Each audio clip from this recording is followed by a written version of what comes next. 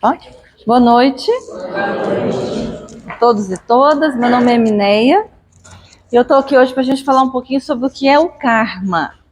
Mas a gente vai tentar se aprofundar para entender um pouco mais profundamente. Mas antes da gente entrar no que é o karma, eu quero deixar apontado para a gente não esquecer dois conceitos muito importantes.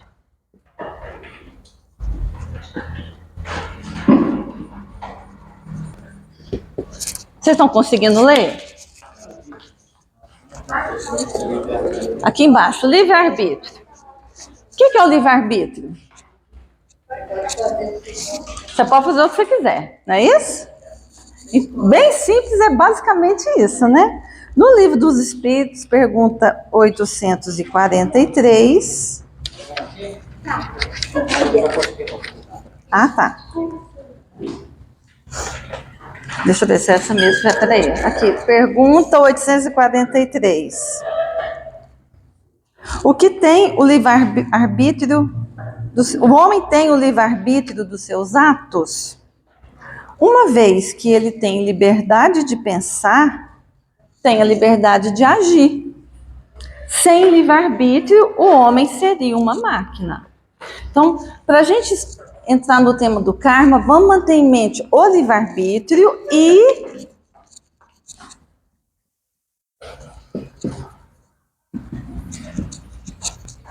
fatalidade, que é uma coisa quase que contrária. O que é fatalidade? O fatalismo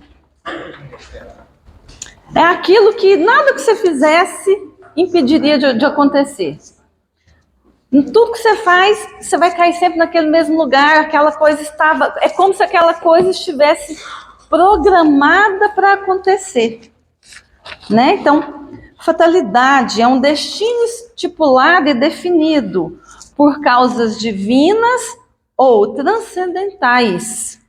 Nada altera a ordem estabelecida, é como se fosse um destino inevitável. Então, ela é meio que o contrário do livre-arbítrio, né? Se no livre-arbítrio eu posso escolher, a fatalidade diz, não adianta você escolher, porque isso ia acontecer de qualquer jeito. Então, são ideias contrárias, mas para a gente estudar um pouquinho é importante mantê-las na nossa mente. Bom, karma, vamos falar um pouquinho do karma, né? Karma de quando a gente fala calma, e a gente é mais grosseiro e fala karma, você tá nervosa. Não é esse karma não, viu? É o karma que tem raízes lá no hinduísmo e lá no budismo. É uma lei que afirma que nós estamos sujeitos a uma causalidade moral, onde toda ação nossa tem uma reação. Então, se a ação é boa, tem uma reação boa. Se a ação que você fez não foi boa, foi ruim, vai ter uma reação ruim. Para as religiões que acreditam no karma, né, eles acreditam que essa ação boa, essa ação ruim, ela vai trazer para você uma transformação. Uma transformação evolutiva e de crescimento se você teve ações boas. E uma evolução, e isso eu acho que é legal, vou até pôr aqui, para a gente separar o karma de algumas questões do espiritismo. Então o karma acredita que você vai ter uma transformação. Ah não, peraí. O karma acredita que você vai ter uma transformação boa, evolutiva, de evolução, ou de regressão. Então, se você foi bom, na próxima encarnação, você não vai passar muita dificuldade, sua vida vai ser mais em paz, mais tranquila. Se você não foi bom, você vai ter uma vida bem tormentada. Ou você pode vir pedra, ou árvore, ou cachorro, ou gato, ou papagaio, ou periquito. Porque no hinduísmo e no budismo, que acredita no karma, eles acreditam que a gente evolui para melhorar, mas que a gente também regride. O espiritismo não crê nisso, mas a gente está ali falando do karma. Ou seja, eles estão dizendo que a ação é livre. Karma, né? Vamos pôr aqui, vamos fazer bonitinho. A ação nossa, para quem acredita no karma, é livre. A gente é livre para agir como quiser, mas a consequência é uma fatalidade. Ou seja, não tem conversa. Você foi bom, sua vida vai ser boa. Se foi ruim, sua vida vai ser ruim, ou você vai ainda regredir, vai ficar pior ainda.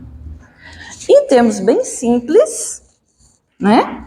Tem lá as suas nuances, mas em termos mais básicos, é nisso que que a religião hinduísta, budista e outras que acreditam em karma acreditam também, tá? Bom, então nós vamos tentar fazer um comparativo. Eu vou falar do karma, vou falar de outras ideias e teorias, até a gente chegar na nossa, que é espírita, o que a espírita acredita, para a gente ir entendendo. Por quê? Porque hoje nós somos fruto dos nossos pensamentos, das nossas crenças, dos nossos sentimentos que a gente desenvolveu nessa vida, mas a gente tem um arquétipo espiritual de outras vidas também, de coisas que a gente vem acreditando há muitos anos, e algumas são distorcidas, né? Por quê? Porque nós ainda estamos aprendendo, nós estamos evoluindo, então a gente tem coisa que é muito antiga que ainda está muito distorcida, e a nossa imagem de Deus é uma imagem de um Deus muito humano, muito ser humano, um Deus vingativo, ou um Deus bonzinho, um Deus que bate, um Deus que castiga, como se ele fosse um pai. Porque nós ainda temos dificuldade de entender Deus como um ser divino, um ser que a gente nem consegue acreditar como é que é. Então, para a gente tentar chegar perto, a gente humaniza ele, né? Mas aí a gente tem que tentar depois, não, peraí, isso é um comportamento humano, será que isso é um comportamento divino? A gente tem que tentar depois ir separando o joio do trigo. Tá tudo certo, tem nada de errado. Então tá, vamos agora então para a próxima teoria, que é a teoria do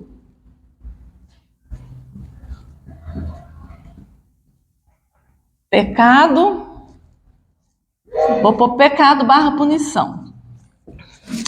Nessa teoria, que é uma teoria que tem raízes bastante católicas, ela diz o seguinte, não é punição não, desculpa, vou mudar tudo. Ixi, estou fazendo uma lambança, gente, eu tive que passar um álcool aqui e tá ficando tudo rebocado. Punição / recompensa. O que isso quer dizer? Olha, se você faz coisas ruins, você vai ser castigado. Se você pecou, você vai ser castigado. Alguém conhece essa teoria, gente? É uma teoria que está entranhada na nossa mente. Ah, eu fiz uma coisa ruim para a pessoa, agora eu tenho que pagar. Agora não tem jeito, tá tudo certo, vou ser castigada mesmo. Né? A gente acredita nisso. E se você fez uma coisa boa, Deus vai te recompensar, Ele vai te pagar, não em dinheiro, mas Ele vai te recompensar por essa coisa boa que você fez. Então, quem acredita na teoria, eu pequei, eu vou ser castigado, também acredita na teoria, se eu fizer uma coisa boa, Deus vai me pagar por isso. Ele vai me recompensar, diretamente. Então, Ele está vendo tudo de ruim que eu estou fazendo. Oh, obrigada. Obrigada, meu Deus. Então, ele tá vendo tudo de bom e tudo de ruim que eu faço, e ele está ou me castigando ou me recompensando. Essa é uma teoria bem católica, ela está muito entranhada em nós, né? Isso significa o quê? Eu sou livre, então ela continua dizendo nessa teoria que existe livre-arbítrio, eu tenho a liberdade, né? A minha ação é livre, mas a consequência disso é fatal. E é tão fatal que para algumas pessoas a consequência disso vai ser queimar no fogo do inferno para sempre. Você não só vai ser castigado, em alguns casos, como você vai ser castigado para todo sempre. Então não basta castigar, mas você castiga eternamente, né? Então é uma teoria que se embasa muito na punição e no castigo. É meio parecido com o jeito que a gente educa os filhos ainda, não é, gente? Assim, a gente não... Ah, se você fizer isso, nós vamos tomar um sorvete, não é mais ou menos isso? Ah, se você fizer isso aqui de errado, você vai ficar... Olha como que a gente reproduz em Deus os nossos atos cotidianos mesmo, o nosso jeito que a gente acha que está certo de educar, né? Ah, então se eu educo, se eu castigo ou se eu recompenso meu filho, né? Deus deve fazer assim comigo também. Então essa é uma teoria muito conhecida, muito comum e que a gente reproduz no nosso cotidiano com as pessoas, com os filhos e comigo mesmo. Gente, eu fiz uma coisa tão boa, até agora não aconteceu nada de bom com a minha vida. Mas cadê a minha recompensa? Né? A gente fica esperando a recompensa. Ok, a próxima que a gente vai fazer uma comparação chama pena de talião. Quem já ouviu falar em pena de talião? Essa ideia de corrigir as pessoas, ela é muito antiga. Ela data de 1770 anos antes de Cristo, do Código Hammurabi. Mas você vai encontrar ela no Antigo Testamento. Como que é isso? Ela diz o seguinte, que o criminoso, ele é punido igual ao dano que ele causou para o outro. Mas é rigoroso. Então, se você roubou alguma coisa muito importante, você vai ficar sem sua mão. Se você causou a perda da visão dele, nós vamos arrancar o seu olho também. É assim, pau a pau, pedra a pedra, olho por olho, dente por dente. Então, o Antigo Testamento, ele usa muito esse princípio da pena de talião, da lei de talião. Ela também está entranhada em nós. Ela também está aqui, ela está, que nós já encarnamos muitas vezes, a gente foi absorvendo essas teorias, a gente foi acreditando, a gente está trazendo isso aqui no nosso inconsciente. Então, a gente acredita que se uma pessoa comete um crime muito ruim, essa pessoa tem que pagar com a vida, tem que pagar com a retirada de um membro, de um órgão, não importa. Então, a lei de talião, ela diz o seguinte, que a ação das pessoas é livre. Então, ela não se posiciona em nada com relação ao livre-arbítrio. Então, a ação é livre. Mas a consequência é fatal. Não tem conversa. A punição é na mesma gravidade que foi a ofensa. Sem conversa, sem choro. Bem dura. Quando a gente faz um estudo histórico, a gente entende por que foi tão duro. Há 2000 anos atrás, às vezes os homens nós, naquela época precisávamos, às vezes, de umas leis mais duras. Mas nós estamos evoluindo e tentando compreender cada vez melhor Deus e Jesus. E o que ele veio pregar para nós, o Gandhi diz o seguinte. O Gandhi diz que se a lei de talião fosse aplicada, todo mundo cego e desdentado, porque não ia sobrar ninguém inteiro mais.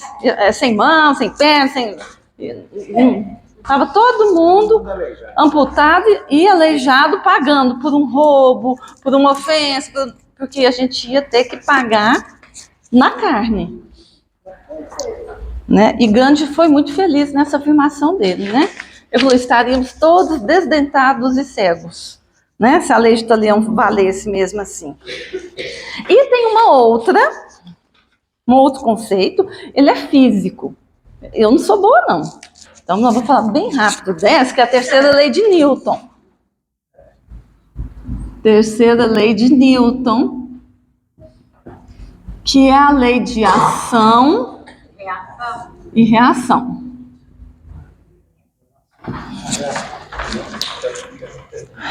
Fiz até cola. Vamos lá. Toda ação corresponde a uma reação de igual intensidade, mas que atua no sentido oposto. Contrário, Então, o corpo, ele recebe uma força, uma ação, e ele devolve essa ação com a mesma força. Eu caminhando, não entra em detalhes, Romina? Não vamos me aprofundar em Newton, mas a ideia é o quê? Que toda ação no campo da física, da ciência, que toda ação tem uma reação. Então, o foguete, por que ele sobe? Porque ele joga aquelas coisas lá, aqueles gases, aquelas coisas para baixo, e ele recebe um retorno na mesma intensidade que ele está jogando. Quando eu jogo uma bola no chão, eu jogo ela com força e é devolvido, Então, isso significa que até numa lei física, a ação pode ser livre, mas há uma reação mecânica. É mecânica, mas ela é fatal. Ela vem. Ela vai vir. Existe uma uma reação da natureza, está na natureza isso, está posto. E aí, né, a gente ganha o Livro dos Espíritos, o Evangelho segundo o Espiritismo. Antes disso a gente ganha Jesus, né, nosso grande mestre. E depois os Espíritos vêm esmiuçar um pouco mais. O que seria, então, o que eu vou colocar aqui, que eu tive que escolher com cuidado, e depois vocês vão até entender por quê, eu vou pôr aqui causa e efeito. Causa e efeito. E para falar um pouquinho da causa e efeito, é bom lembrar de um axioma espírita, que diz o seguinte: não há efeito sem causa. Não há um efeito sem uma causa. Mas essa causa, ela é desconhecida para nós. E como a gente sabe que a gente está no planeta de provas e expiações, a gente sempre supõe que as causas são ruins. Eu estou expiando uma falta que eu cometi. No entanto, eu gostaria até que a Cristiane lesse para mim essa historinha, é pequeninica, lá de João, capítulo 9, do 1 ao 7. Escutem, por favor. Ao passar... Todo mundo está ouvindo? Eu acho que vai ter que vir aqui. Ao passar... Bem, vamos ficar pertinhas. Amígulas. Gêmulas. Ao passar, Jesus viu um cego de nascença. Seus discípulos lhe perguntaram: Mestre, quem pecou? Este homem ou seus pais, para que ele nascesse cego? Disse Jesus: nem ele nem seus pais pecaram, mas isso aconteceu para que a obra de Deus se manifestasse na vida dele. Enquanto é dia, precisamos realizar a obra daquele que me enviou. A noite se aproxima, quando ninguém pode trabalhar. Enquanto estou no mundo, sou a luz do mundo. Tendo dito isso, cuspiu no chão, misturou terra com saliva e aplicou-a aos olhos do homem. Então disse-lhe: vá lavar-se no tanque de Siloé, que significa enviado. O homem foi, lavou-se e voltou vendo. Então, Jesus lá atrás já nos disse, então. Vocês entenderam? Ele era cego. E os apóstolos perguntaram: então, Jesus, esse homem está pagando os pecados dele ou do pai dele? Jesus falou: nenhum, nem outro. Eu preciso de trabalhadores. E ele veio trabalhar comigo. Então, esse trabalhador que estava cego, ele não era cego por causa. Ele não era cego por causa de algum erro, de alguma falha. Ele era cego pela causa. Ele era cego, ele estava cego naquela vida pela causa de Jesus que ele abraçou. Entendem a diferença? Ele não é cego porque fez alguma coisa, agora ele estava espiando, não. É pela causa que ele acreditava. Então, o axioma: todo efeito tem uma causa. Essa causa, ela pode estar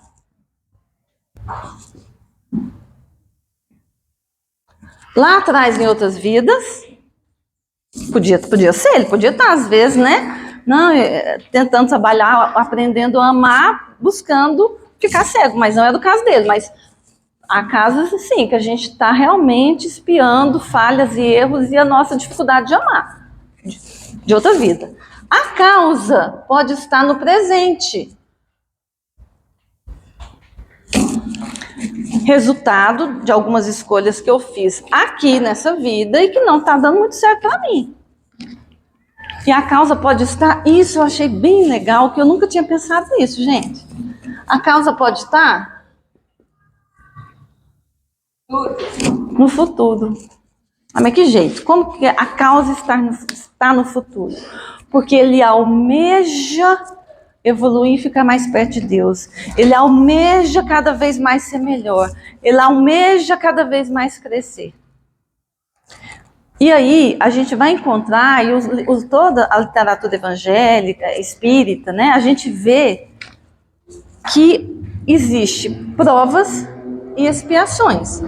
Então, quando a gente está espiando algum erro, a gente está aqui espiando erros do passado. Quando a gente está aqui, porque a gente quis provas para podermos trabalhar o nosso desenvolvimento moral, intelectual, isso é porque a gente está olhando para o futuro. A gente está com o olhinho lá na frente. O Emmanuel diz o seguinte, que é imperioso interpretar a dor por mais altos padrões de entendimento. Porque nós espíritos, a gente cheio dessa lei, a gente está lotado dessa lei de talião, da lei de punição e de recompensa. Aí quando a gente olha alguém que está com algum sofrimento aqui na Terra, a gente pensa, o que será que essa pessoa fez? Nossa, essa pessoa tem problema com a fala. Será que ela fez noutra vida? Né? Nós espíritas, a gente acaba aplicando o mesmo conceito de pecado e punição dentro dessa perspectiva espírita. Então, o que o Emmanuel está dizendo? Que a gente tem que olhar para a dor nossa e do outro com alto grau de padrão de entendimento. Não se sofre só para se resgatar o preço de alguma coisa, mas também para angariar recursos preciosos de evolução. O cego de nascença, que Jesus contou há 2000 anos atrás, nesse fato, é um exemplo muito claro disso. E muitos outros são. Não tem pessoas que parecem ter uma bondade assim, natural, que é bom ficar perto, pessoas bondosas, pessoas que estão sempre dispostas a ajudar, fazer caridade, que tira de si para dar para o outro. Então, aqui na Terra, entre nós, há espíritos também que estão já num processo de utilizar a dor, e o Emmanuel fala um pouco disso, ele chama de dor-evolução, de utilizar a dor, não porque está corrigindo erros, mas porque ele está construindo um futuro glorioso. E às vezes a gente olha alguém com que está passando por algum tipo de sofrimento, e a gente se imagina no lugar daquela pessoa e pensa, nossa, eu ia estar louca, desesperado. E às vezes aquela pessoa está tranquila, porque ela tem condição moral de passar por aquilo, né? E aí eu trouxe duas passagenzinhas,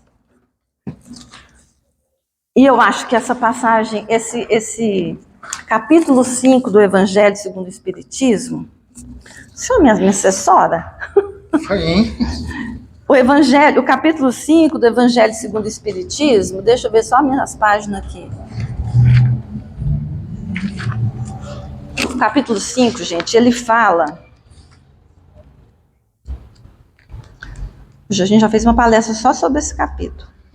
Bem-aventurados os aflitos. No item 7. Olha o que o Kardec está falando aqui.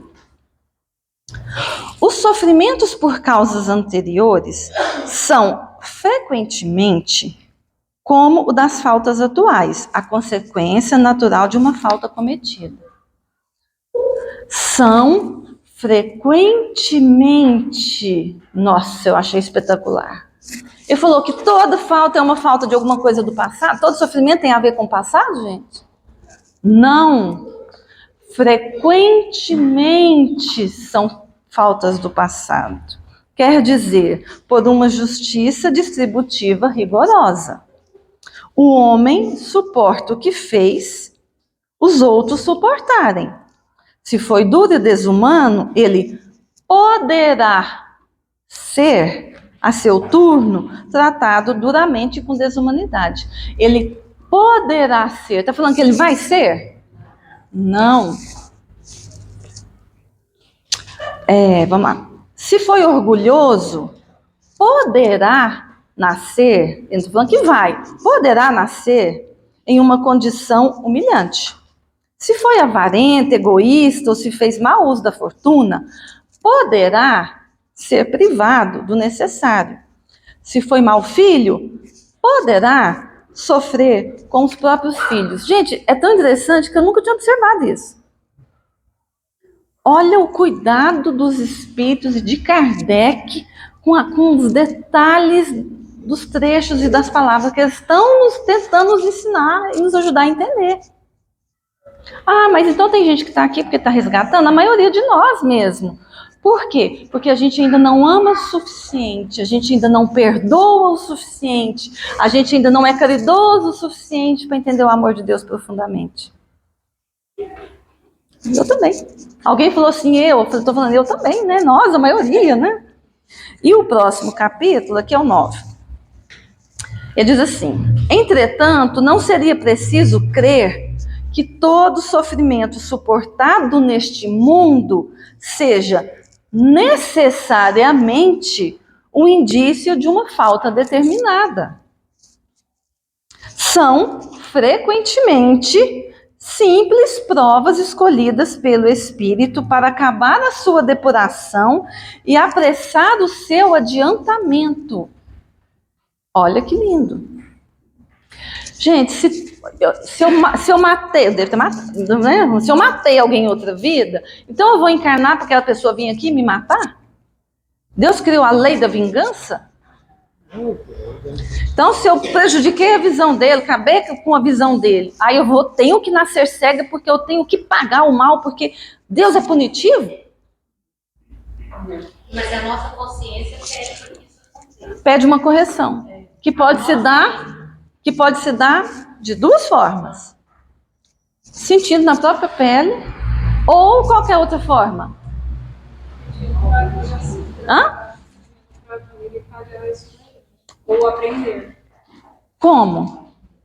Eu posso realmente espiar sentindo na carne, porque eu tô com alguma dificuldade de entender como é que ama. Mas tem outro jeito. Jesus falou que um gesto de amor cobre o quê? Uma multidão de pecados.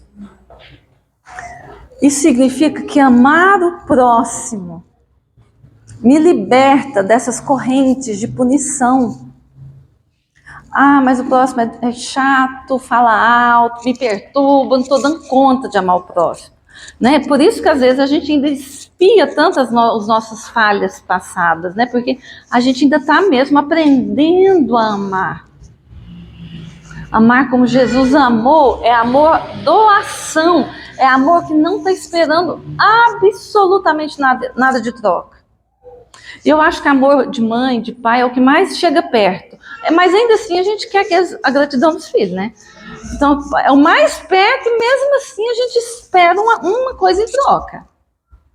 O amor de Jesus, de Deus, é amor doação. E é nesse amor que a gente vai precisar chegar, porque se tem uma coisa que é fatal, é que a gente tem que evoluir. E que nós vamos ser seres de luz. Então eu posso vir e entender que cegar alguém é muito difícil, porque eu vou descobrir que é muito difícil ficar cego, por exemplo. Sim, é uma forma que eu tenho de aprender também. Mas eu também posso aprender que ajudar o outro, porque Deus, gente, Deus não lei de talião, pena de talião. Isso não é Deus, isso é coisa humana. Isso é coisa, nós é que criamos essas teorias. Então aqui no Espiritismo, a causa, obviamente, é livre, a ação é livre, óbvio, né? Porque a gente acredita piamente na questão do livre-arbítrio. Mas, vocês acham que a causa é fatal?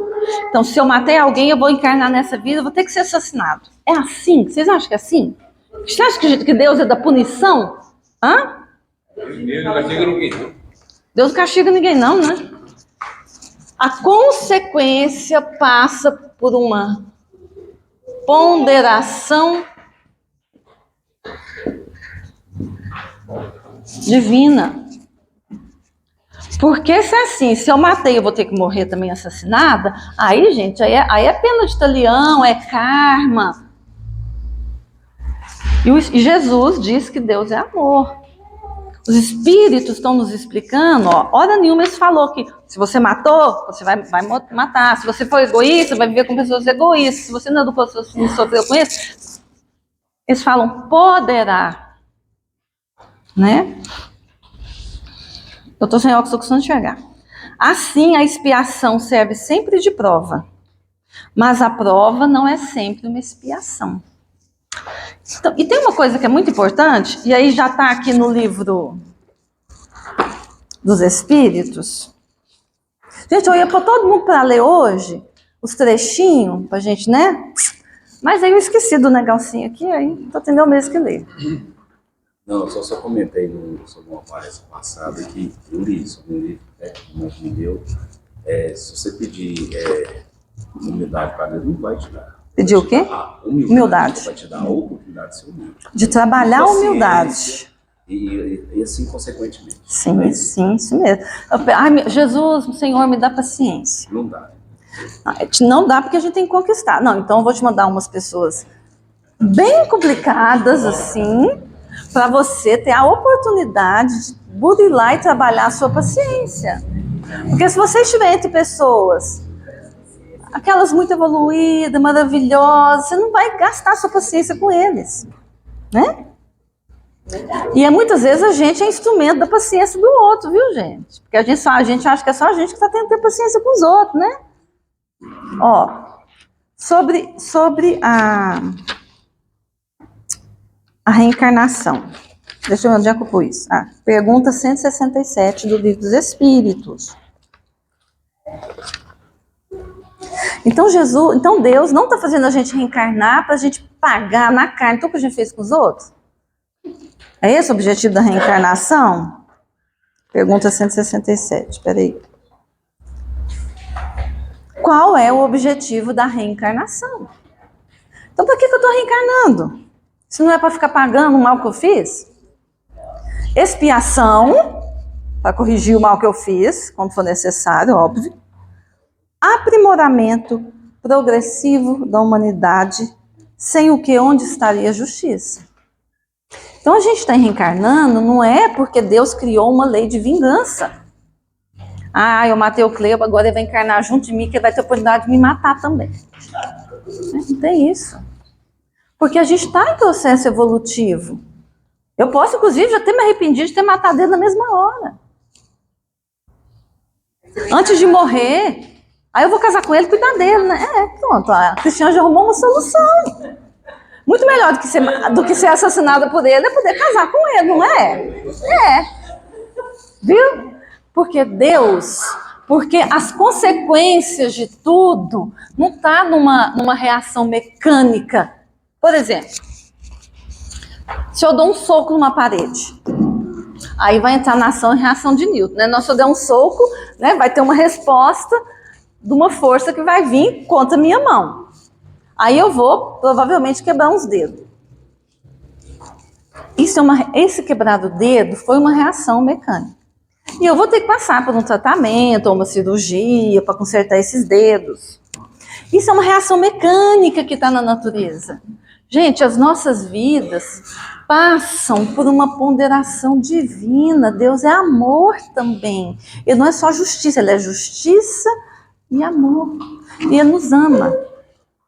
Então a gente precisa aprender a amar o próximo, inclusive o mais próximo também, de dentro de casa, do trabalho, e a me amar também. Então, se uma coisa complicada acontece comigo, segundo os espíritos aqui, ó, no Evangelho, provavelmente você pediu uma provação. Né? Às vezes, não, eu fiz uma coisa muito mal, agora eu tenho que aguentar isso aqui. Não é isso. Se a gente acha que é isso, a gente vai ficar voltando muitas e muitas vezes até entender que não é isso. Tem uma passagemzinha que eu notei aqui.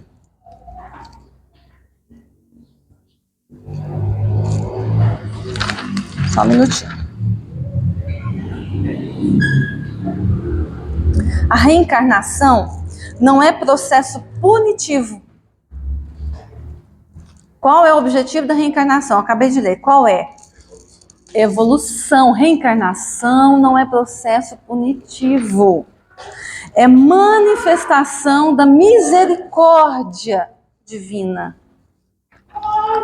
É oportunidade de crescimento, de evolução das leis de Deus.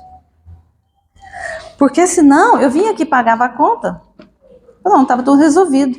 Mas não é isso. Eu estou aqui para evoluir. E evoluir significa... A gente resume tudo numa palavra. Amar. Amar. Amar meus parentes, meus amigos, meus familiares, meus vizinhos, o pessoal aqui do centro, ajudar os mais pobres. Amar. Doar. Tentar não esperar uma recompensa. Tenta. De vez em quando a gente escorrega, aí depois você tenta de novo. E a gente vai tentando fazer isso, né? Tem uma passagem aqui, que meu tempo já está acabando. Esse livro aqui é muito lindo também, chama Renovando Atitudes, de Hamed. E ele tem um capítulo só sobre karma. Aí ele fala assim: Jesus afirmou que as ações benevolentes impedem os efeitos negativos. Então, Jesus afirmou que uma ação boa impede um efeito negativo, né, gente? Porque a gente não está naquela linha da fatalidade e de uma coisa mecânica. Quando Jesus falou assim: muito lhe foi perdoado, porque muito amor.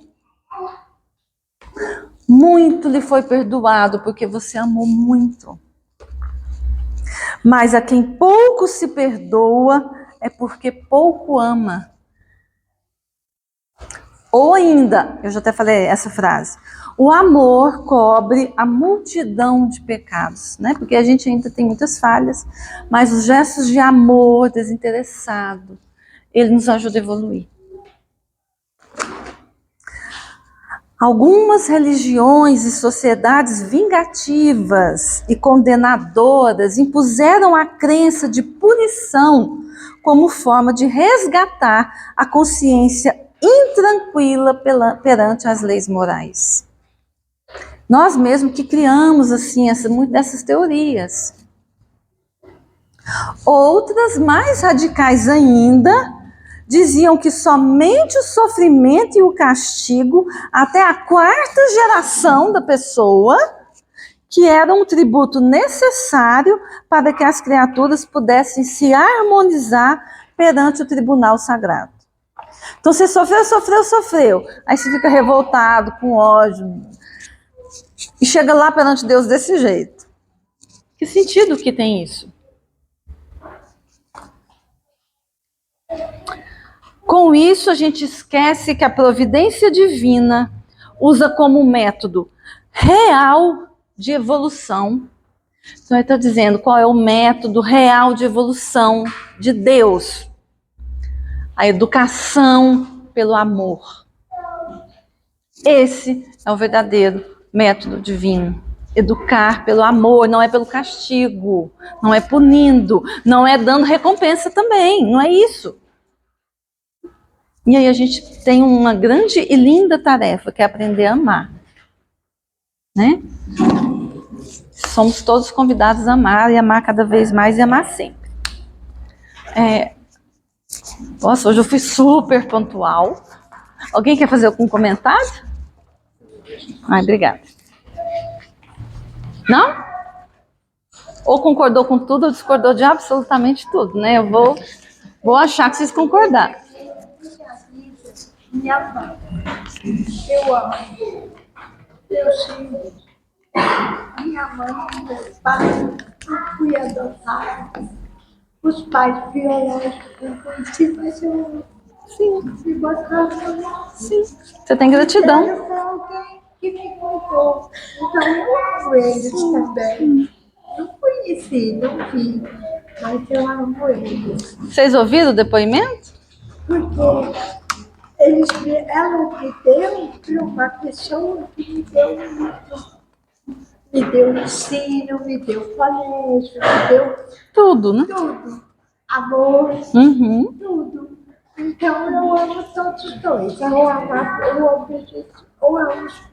os adotivos. Qual é o nome da senhora? Qual é o nome? Os pais biológicos. Gladys. A dona Gladys, eu vou falar alto para todo mundo ouvir. Dona Gladys está dizendo que ela ama os pais e os filhos e os pais biológicos, porque ela foi adotada. E ela ama os pais biológicos porque eles deram a vida para ela. E ela ama os pais biológicos porque eles deram ela para alguém cuidar dela e dar amor para ela. Então ela ama os pais biológicos e ela ama os pais adotivos e ama toda a família dela. Foi um depoimento, mas alguém quer falar. Eu também acho que eu não proporciono dor eterna para a gente aprender, sabe? Eu acho que essa dor eterna, ela é uma dor, pode me sofrer, porque a gente sabe, pode aprender. Eu acho que a dor que a gente educa, a gente entende ela. Pensa assim. A gente tem que tentar compreendê-la. Porque senão não a gente não aprende uma dor eterna. Eu acho que Deus não faz isso. Por isso que o Espiritismo é consolador. O Espiritismo nos ajuda a entender que, primeiro, que a dor é passageira. Segundo, que ela tem uma causa. Pode ser uma causa que eu mesmo quis para o meu crescimento, ou pode ser que eu estou até espiando alguma coisa. Mas ela não é injusta. Todo sofrimento, toda dificuldade que a gente passa nesse planeta está sob o crivo de Deus. Passou por uma peneira de misericórdia divina. Então, se está nos seus ombros, é porque você dá conta. Porque Deus conhece a gente de lá dentro, internamente. Né? Oi, Johnny. Então, ela não é bem justa e nunca punitiva. Jamais punitiva. Até quando a gente estiver espiando pela dor, provavelmente foi a gente que pediu. Porque a gente está muito mal com isso e não está dando conta de amar também. Gente do céu, eu quero corrigir isso. Né? Jamais, Deus não é punitivo. Deus é justo e é bondade. Deus porque nos criou simples e ignorantes. Então, e o Hamed fala que a gente acredita tanto na teoria da punição que a gente mesmo às vezes faz isso com a gente, inconscientemente. Sabe? A gente se arrasta em alguma coisa porque a gente acha que a gente merece aquilo. E tudo que Deus quer é que a gente ame. É tão bom, né? E a gente pensa aí, não, a gente pensa no mas não está acontecendo nada, então por quê? Sabe assim? Atraindo coisas ruins, né? Tranquilo. Vamos ir pensando. Aí é a hora da gente pensar, eu acho, assim.